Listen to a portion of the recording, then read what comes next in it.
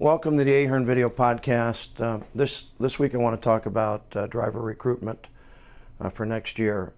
In 2014, I think it was February, I did a podcast on driver recruitment, and the response was overwhelming. I received hundreds of emails and telephone calls, and people asked me lots of questions, and I provided you as much input as I was available at the time. In our consulting practice, we're involved daily with the strain of the lack of drivers in our industry. I think it was the American Trucking Association said currently we're $30,000 to $35,000 short of drivers.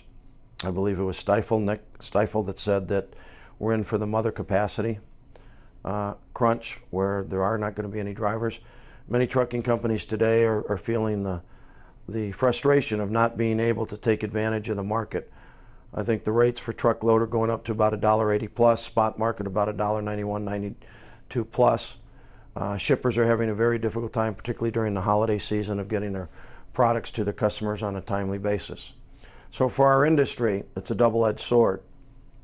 For our industry, rates are an all-time high. If you're not making money, you have a problem. You better address it right now. You better have a plan, and you better come out the first of the year with some serious replanning, or you're going to become a statistic. But how do you recruit drivers, and how do you keep drivers? And it really becomes a combination of doing a lot of things that you're not used to doing. Placing ads in the paper really don't get you the type of traction that used to. All the big companies have all the advertising budgets, and they can do whatever's necessary. But I will tell you the one fundamental problem. In a lot of areas, do driver pay have to go up? Absolutely. With the hours of service, it's had a huge impact on a driver's earnings. It doesn't make any difference whether he or she likes working for a particular company. It has everything to do with truck utilization. So planning is very important.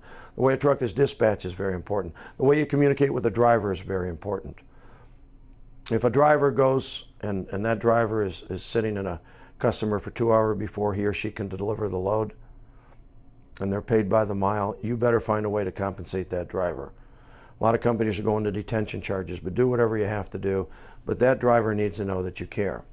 Technology is a very good way to communicate with drivers, but text messaging, 90% of the time that you send a text message, that text message is opened. Think about things that make people feel good about themselves. Think about things that are going to make drivers happy when they're in 50 below zero with the wind chill, the roads are being shut down, and they're in an 18-wheeler. And all the people around us don't like us because we're truckers. As you know, the general philosophy is truckers are dangerous. Yet the reality of the situation is private passenger vehicles are more dangerous than trucking companies. And I've always been a proponent that we need to really rebrand our image, because we're a great industry. We're an industry that's made up of middle America. We're an industry that's made up of very hardworking individuals. But you have to take that in consideration in your driver recruiting. Let that driver know that you care. Make sure that that dispatcher knows that they care. You tie that dispatcher's compensation into the retaining of the driver, into the retaining or increasing truck utilization, and make sure you get your drivers home frequently. Does a driver want to stay out 10 to 12 days before he or she ever gets home? Absolutely not. I have a company that's over the road. They do 1,100 miles a week, but they manage to get their drivers home every week. I didn't say every weekend, but they manage to get them home every week. And so their driver turnover ratio is substantially less than a lot of their competition. They've branded things like text messaging, happy birthday, happy anniversary. They've branded things like finding out as much about that driver and the family situation. They've created special emergency funds to take care of the driver's family. They've created certain bonus situations, and they let the wife know about it. Everything's communicated, not just by email, but by text message. So during the holiday season, if you're not where you need to be, and you know that there's 30,000 to 35,000 drivers that are short, do the things that are very important. Let people know that you care. Let people know that they're not a statistic. Let people know that we appreciate their hard work. Why do we have a driver shortage? A number of reasons. Aging driver population, the economy improving, and therefore when you make $50,000, $55,000, would you rather do construction and be home every night? Or would you rather be in a truck in severe climates where people don't like you? And the answer is you're going to take the job that provides the benefits. You're going to take the job that gives you access to your family. I'm a firm believer that family is the essence of life. I'm a firm believer that family comes first, business comes second. And if you use that philosophy and you embrace that philosophy, you are going to increase your driver retention. You need to think outside of the box. You need to set accountability programs for your recruiters.